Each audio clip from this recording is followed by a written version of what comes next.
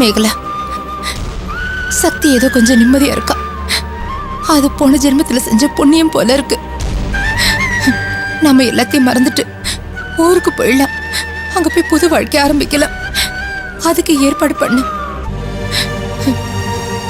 வாழ்க்கையில எது இருக்கோ இல்லையோ, நிம்மதி வேணும். தினம் தினம் வயிற்றுல நெருப்ப கட்டிக்கிட்டு வாழ்ற மாதிரி இருக்கு. இனிமே இந்த ஊரும் வேண்டாம், இந்த வாழ்க்கையும் வேண்டாம். நம்ம கிராமத்துக்கே போயிடலாம்.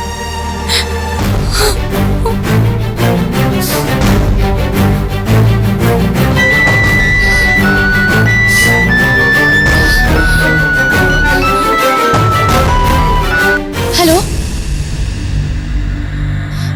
Wrong number. வைங்க போன. அக்கா அக்கா, ராங் நம்பருக்கு போய் இவ்வளவு டென்ஷன் ஆற?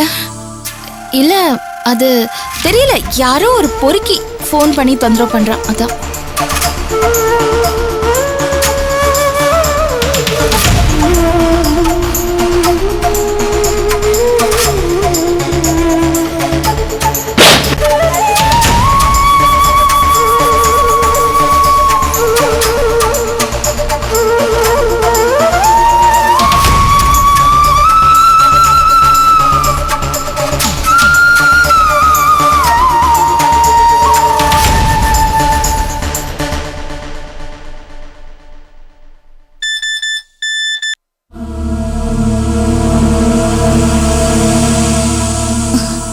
Very good Megala.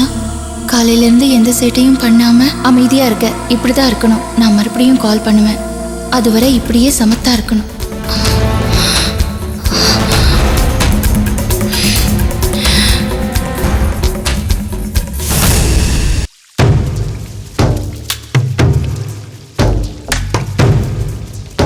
டேய் அண்ணே, நான் சொல்றத கவனமா கேளுங்க. சொல்லுங்கண்ணே. எல்லாம் திட்டப்படி நூல் பிடிச்ச மாதிரி நடக்கணும், தெரியுதா? சொல்லுங்கண்ணே, கரெக்டாக பண்ணிடலாம். விஸ்வத்தை கூட்டிட்டு போய் தெரு தெருவா அவளை தேடுற மாதிரி போக்கு காட்டிட்டே இரு. மேகலாவை கான்டாக்ட் பண்ணி இவன் நம்ம கஸ்டடியில் தான் இருக்கான்னு பீதியை கிளப்பிட்டேன். அவள் என் ஃபோனுக்காக காத்துக்கிட்டே இருப்பான். டேய், இந்த பய மசால் வடை, மேகலா எலி குட்டி. மசால் வடை இருக்கிற கூண்டுக்குள்ள எலி வரும், லபக்குன்னு அமுக்கிடுவான்.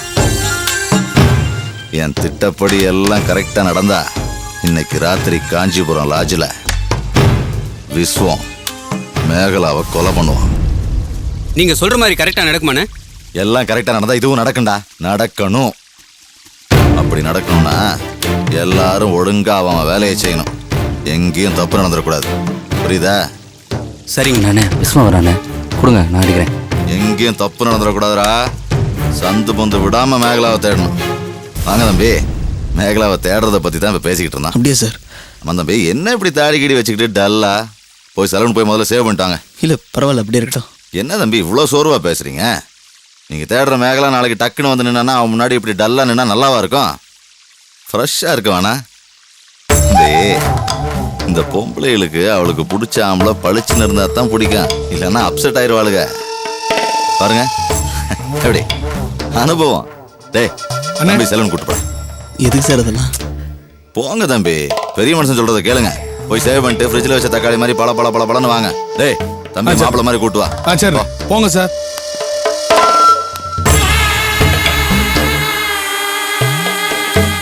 என்ன எதுக்குண்ணே இவ்வளவு ரிஸ்க் எடுக்கிறீங்க? நம்ம பசங்க கிட்ட சொல்லி மேகலா கதையை முடிக்க சொன்னா அவனுங்க முடிச்சுட்டு போயிடுறானுங்க. கீழ் தம்பி, சிஎல்னு எல்லாம் படிச்சுட்டு நீங்களும் இந்த முட்டா பசங்க மாதிரியே யோசிக்கிறீங்க பாத்தீங்களா? இன்னைக்கு தேதிக்கு மேகலா பாத்ரூம்ல வலிக்கு விழுந்தா கூட முதல் வேலையா போலீஸ் நம்ம கிட்ட தான் வந்து நிற்கும். அவ்வளோ கிரிட்டிக்கலான பொசிஷன்ல இருக்கும். நாம ரொம்ப கிரிமினலாக தான் யோசிக்கணும். இப்போ நான் போட்டிருக்கிற பிளானு ரொம்ப பக்கா. காதல் துரோகம், காதலி படுகொலை, காதலன் ஆவேசம். எப்படி? சூப்பர்ண்ணே. இதே பிரச்சனைக்காகத்தான் கட்டடத்துக்கு அவன் குண்டு வச்சான்னா அப்படியே கோர்த்து விட்டுருவான். எப்படி? அண்ணே பிரமாதமா சிந்திக்கிறீங்கண்ணே. வர வர நான் வைக்கல நீங்க வைக்கலான்னு எனக்கு புரியலண்ணே. தம்பி, நீங்க ஏட்டு சுரக்கா. நீச்சல் அடிக்கிறது எப்படின்னு புக்கில் படிச்சு தெரிஞ்சுக்கிறவரு. நம்ம தவளை, தண்ணியிலேயே போறது தண்ணியிலேயே வளர்ந்துருக்கான். நாம போட்ட பிளான் படி இன்னைக்கு மேகலா சாகணும். இல்ல நானே நேரா போய் அவளை ஷூட் பண்ணிட்டு ஜெயிலுக்கு போயிடுவேன்.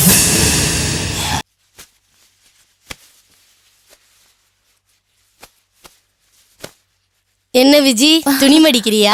வாங்க நீ உட்காருங்க. ஏய், இது உன்னோட சாரியா? ஆமா, நல்லா இருக்கா? நல்ல பளபளன்னு இருக்கு. உங்களுக்கு பிடிச்சிருந்தா நீங்களே வச்சுக்கோங்க. நீ ரொம்ப ஆசைப்பட்டு வாங்கியிருப்ப. ஆசைப்பட்டு வாங்கினா என்ன நீ? உங்க ஆசையை விட இந்த தவிர இங்க ஒரு டைரி. நீ எவ்வளவு பெருந்தன்மையா பேசுற. அந்த கண்மணி இருக்கா பாரு, ஒரு நாள் கூட இப்படி பேசுனது இல்ல தெரியுமா? அதெல்லாம் விடுங்க நீ. மத்த நேரத்துல அது மாதிரி எலியும் புனையுமா இல்லாம நம்ம ஃப்ரெண்ட்ஸா இருக்கணும். விஜி, புருஷன் கூட வாழறது மட்டும் வாழ்க்கை இல்ல. நாத்தனார், மாமியார், மாமனார் எல்லார் கூடயும் சந்தோஷமா சகஜமா வாழணும். அதான் புகுந்த வீட்டுக்கு வர பொண்ணுக்கு சிறப்பு. ஏய், நீ எவ்வளவு தேனொழுக பேசுற தெரியுமா? இந்த வீட்டுக்கு மருமகளா வரக்கூடிய தகுதி உனக்கு மட்டும்தான் இருக்கு. நானும் எங்க அப்பாவும் ஒரு நாள் ஐயோ ஐயோ போயிருந்தோம். ஏயா பாத்தீங்களா பேச்சு முத்தனே? 2 பேரும் சேர்ந்து ஓவரா தான் சீன் போடுறானுங்க. அத பார்த்து என் வயிறு எரியுது. விடு நந்து, இதெல்லாம் பார்த்து பழகிக்கணும். அப்பதானே பொம்பளைங்க எந்த அளவுக்கு சீன் போடுறாங்கன்னு நம்மளால புரிஞ்சுக்க முடியும். இதெல்லாம் ஒரு ஜெனரல் நாலேஜ் தானே. அதை விடுங்க. என் பேச்ச கூட காதுல போட்டுக்க மாட்டேங்கிறா அவ. இப்போ என்ன பண்ண போற பாருங்க. தாமரை, தாமரை வா. என் பேச்ச கொஞ்சம் கூட காதுல போட்டுக்க மாட்டேங்கிற. ஐயே, இப்ப ஏன் தொண கத்தி என் உயிரை வாங்குறீங்க? நான் விஜி கிட்ட தானே பேசிக்கிட்டு இருந்தேன். உன் புருஷன் கூப்பிடுறது கூட கேட்டுக்காம என்ன பெரிய வேலை வேண்டி கிடக்குது? ஆமா, வருஷம் பூரா தாமரை உங்ககிட்ட பேசிட்டு இருக்கிறதுனால போர் அடிக்குது போல இருக்கு. அதான் இப்ப என் ஒய்ஃப் கிட்ட பேசிட்டு இருக்கா. நேரண்டா, தாமரை கூட நான் பேசி அவளுக்கு போர் அடிச்சு போச்சா? பூபதி, புதுசா வர்ற மருமவ புருஷன்ட்ட அன்பா இருக்கிறது பெரிய விஷயம் இல்லடா. வீட்டுல இருக்கிற மாமனார், மாமியார், நாத்தனார் இவங்கள்ட்ட அன்பா இருக்கிறது தான் பெரிய விஷயம். ஆமாப்பா, விஜய் நம்ம வீட்டுக்கு வந்ததுக்கு நாம தான் ரொம்ப அதிர்ஷ்டம் பண்ணிருக்கணும். நீ வா, அவங்க ஏதாவது வளரிட்டு இருப்பாங்க. பேச்சு முத்தனே, இவங்க இதே மாதிரி கொஞ்சிக்கிட்டு பேசிட்டு இருந்தாங்கன்னா இன்னும் கொஞ்ச நாள நான் மென்டல் ஆயிடுவேன் போல இருக்கு. சரி விடு. அங்க பாரு. ஐயோ, ஊத்தல் பார்ட்டி இங்க எதுக்கு வந்துட்டு இருக்கு? இருக்கட்டும். விஜயமா, வணக்கம் சம்பந்தி. நல்லா இருக்கீங்களா? நல்லா இருக்கு. சம்மதி கூட பிரசாதமா எடுத்துக்குமா. ஆமா, என்ன திடீர் விஜயம்?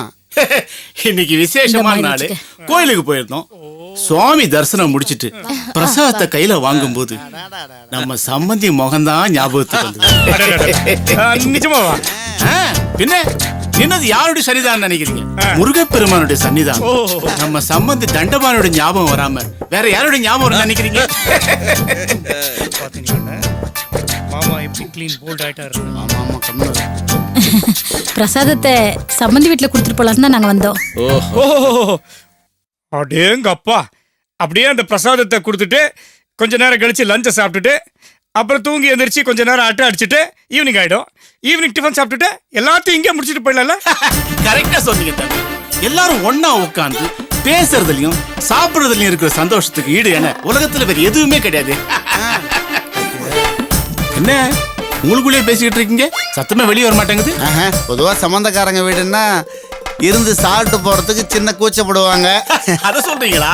மத்தவங்க விஷயத்துல வேணா சரியா இருக்கலாம். ஆனா நம்ம சம்பந்தி விஷயத்துல அது கிடையவே கிடையாது. நம்ம சம்பந்தி மனசு இருக்க பரந்த மனசு, எதையும் திறந்த மனசோட அணுகிற பெரிய மனுஷன். ஆமாங்க, இந்த வீட்டுல சம்பந்தம் கிடைச்சது பூர்வ ஜென்மத்தோட பலன்னு இப்பதான் கோவில்ல கொஞ்ச நேரத்துக்கு முன்னாடி தெரிஞ்சவங்க கிட்ட சொல்லிட்டு வந்தோம். பேச்சிமுத்து, நம்ம தண்டபாணி சம்பந்தி உங்களுக்கு மாமா. ஆனா நீங்க இங்கே இருக்கீங்க. அப்படி இருக்கும்போது சம்பந்தக்காரங்க வீட்டுல சாப்பிடுறது கூச்சமா இருக்குமோன்னு நீங்க சொல்லாம உங்க உச்சந்தலையில ஆணி அடிச்ச மாதிரி சொல்றாரு. ரொம்ப சொல்லாத. நானாவது அவருக்கு மச்சன முறை. நீ மருமகன், வீட்டோட மாப்பிள்ளையா இருக்க, அடக்கி வாசி. ஓகே ஓகே, சொல்ல மாட்டான். நம்ம வேற ஏதாவது பேசுவோம். சார் நீங்க காமெடி பண்ணுங்க. ஆமா ஆமா. அப்புறம் என்ன சம்பந்தி விசேஷம்? சம்பந்தி, ஒரு சூப்பர் மேட்ரு சம்பந்தி. என் ஃப்ரெண்ட் ஒருத்தனை மீட் பண்ண சூப்பர் ஐடியா சொன்னான். அப்படியா? என்ன ஐடியா? அட்டகாசமான பிசினஸ். அதாவது மேல் ஜாதி நாய்களை டெல்லியில இருந்தும் பெங்களூர்ல இருந்து வாங்கிட்டு வந்து சென்னையில உள்ள பணக்காரங்களை விற்க வேண்டியது. நாய் வியாபாரமா? ஆமா சம்பந்தி, மேல் ஜாதி நாய்களுக்கு அவ்வளோ டிமாண்டு. அதை நான் பண்ணலான்னு இருக்கேன். ஒரு 5 lakhs எடுத்துக்கிட்டு ஃப்ளைட்டை பிடிச்சி டெல்லிக்கு போக வேண்டியது. ஒரு நாயோட விலை 30,000லேருந்து 50,000 வரைக்கும். ஒரு 10 குட்டிகளை வாங்க வேண்டியது. அதை 2-3 ஏசி வண்டி பிடிச்சி சென்னைக்கு கொண்டு வர வேண்டியது. என்ன சொல்றீங்க? டெல்லி டு சென்னைக்கு வந்து ஏசி வண்டி இல்லையா? அதுவும் நாய்க்குட்டிங்க இல்லையா? ஆமா, காஸ்ட்லி நாய்க்குட்டிகள் இல்ல, ஏசி வண்டியில் தான் கொண்டு வரணும். அதுக்கு என்ன டீ கடை பொறையா வாங்கி போடணும், ரிச் ஃபுட்டு தான் வாங்கி கொடுக்கணும். அது எல்லாத்தையும் சென்னைக்கு கொண்டு வந்து ஒரு பேப்பர்ல சின்ன ஆடு கொடுத்து ஒவ்வொரு குட்டியா வைக்க வேண்டியது. எப்படி?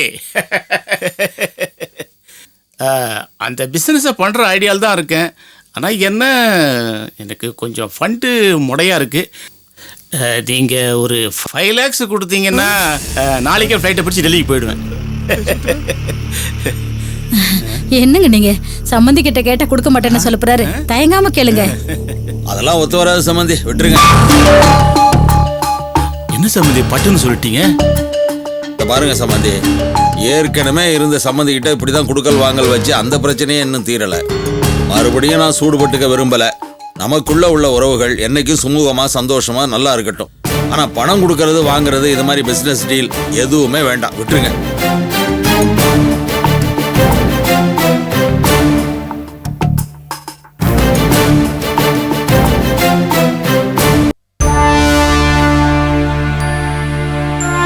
சரியா சாப்பிட்டுட்டு கொஞ்சம் வண்டி எட. எங்கத்த? கண்டக்டரை பார்த்து வரணும்பா. கண்டாக்டர் நாளைக்கு போய்க்கலாம். ஃப்ரெண்டை பார்க்க போயிட்டு இருக்கேன். ஏண்டா உன் ஃப்ரெண்ட்ஸுங்க கூப்பிட்டா அவங்க பின்னாடி நாய்க்குட்டி மாதிரி போற, நான் கூப்பிட்டா வர மாட்டியா? முக்கியமான வேலைத்த, அதான் கிளம்பிட்டு இருக்கேன். நான் கண்டக்டரை போய் பார்க்கறது உனக்கு முக்கியமா தெரியல, உன் ஃப்ரெண்ட்ஸை பார்க்கறது உனக்கு முக்கியமா? வாடா அண்ணா, நீ அத்தைய கூட்டிட்டு போயிட்டு வந்துரு, உனக்கு வேற வழியே இல்ல. என் உழக்கு நீ என்ன சைடுல நக்கல் பண்றியா? சாச்சா அப்படிலாம் இல்ல. உங்களை சமாளிக்கிற அளவுக்கு அவனுக்கு திறமை பார்த்தாது, அதான் உங்களை கூட்டிட்டு போயிட்டு வர சொன்னேன். வாய் மேலே போட்டேன்னு தெரியும். வா அம்மா, கிளம்புறேம்மா. சரி அக்கா, போயிட்டுறேன்க்கா. அக்கா, என்னாச்சுக்கா? எந்த உலகத்துல இருக்கிற நீ? அந்தம்மா பெரிய மகாராணியாச்சே, கற்பனையிலே ஏதாவது கோட்டை கட்டுவாங்க, அதுலயும் எவனாவது வந்து குண்டு வைப்பான். என்னடா? வாங்க போலாம். போயிட்டு வரேன்க்கா.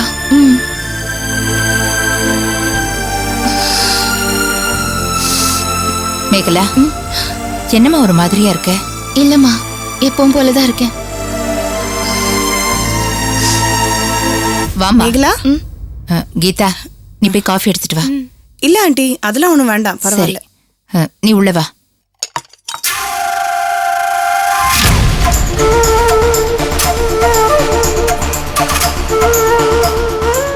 மேகலா, அந்த தியாகு கிட்ட இருந்து திருப்பி போன். வா.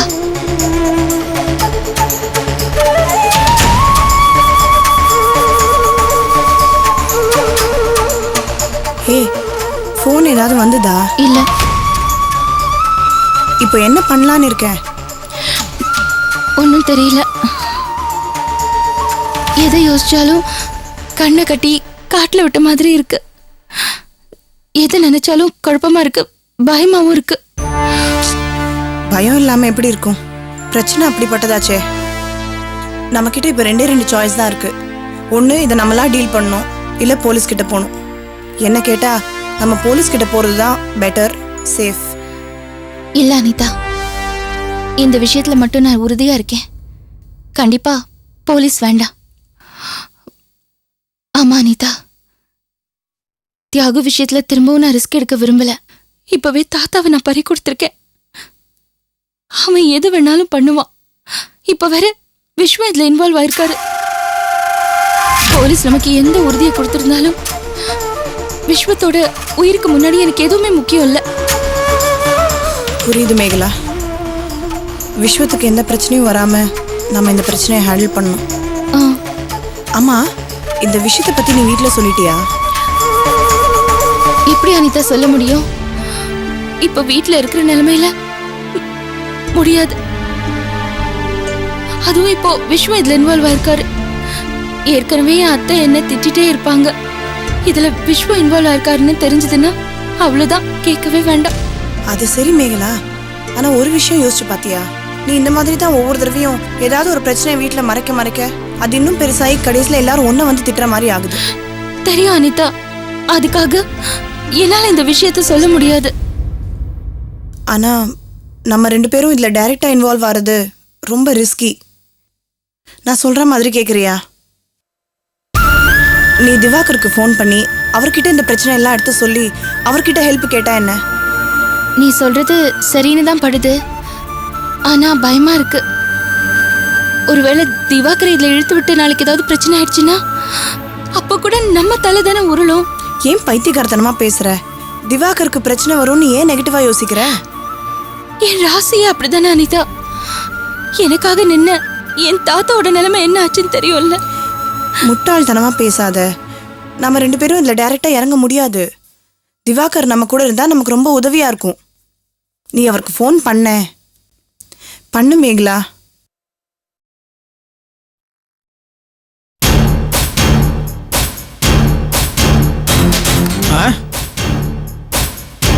சொல்றா.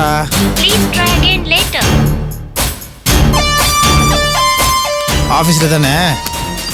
என்ன சொன்னாங்க? சரி, ப்ராஜெக்ட் தானேடா. சரிடா, சரி முடிச்சிடலாம். ஆஃபீஸில் அப்படி தாண்டா சொல்லுவாங்க. நீ டீம் லீடர் தானே, பார்த்துக்கோ.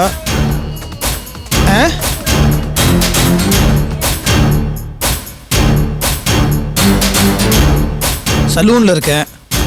அப்புறம் கூப்பிட்றேன்.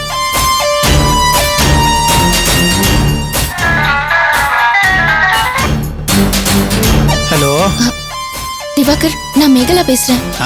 எப்படி இருக்கீங்க?